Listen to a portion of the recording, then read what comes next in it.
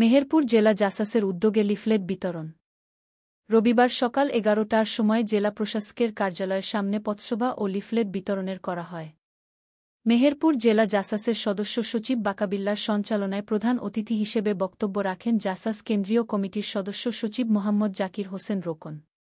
পথসভা শেষে জেলা প্রশাসকের কার্যালয়ের সামনে থেকে লিফলেট বিতরণ শুরু করে মেহেরপুর জেলা শিল্পকলা একাডেমিতে শেষ হয়।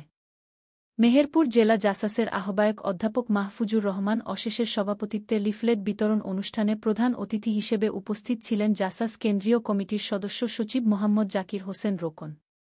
এ সময় আরও উপস্থিত ছিলেন গাংনী উপজেলা জাসাসের সভাপতি সাইফুল ইসলাম সেলিম, মুজিবনগর উপজেলা জাসাসের সভাপতি জুলফিকার খান হেলাল, মেহেরপুর পৌর জাসাসের সভাপতি তৌফিকুর রহমান রানা, মেহেরপুর পৌর জাসাসের সাধারণ সম্পাদক মকিদুর রহমান, সদর উপজেলা জাসাসের সাংগঠনিক সম্পাদক আবুল কালাম। অন্যদের মধ্যে আর উপস্থিত ছিলেন জেলা মহিলা দলের সভাপতি সাইজুদ্দুন নেসা নায়েন, মশিউল আলম দীপু, ফিরোজা আক্তার পপি, কৌশিক, স্পর্শরাদ, মিছিলাসহ বিএনপির ও জাসাসের অঙ্গসংগঠনের অসংখ্য নেতাকর্মী উপস্থিত ছিলেন। মুজিবনগর খবরে নিউজের জন্য যোগাযোগ করুন।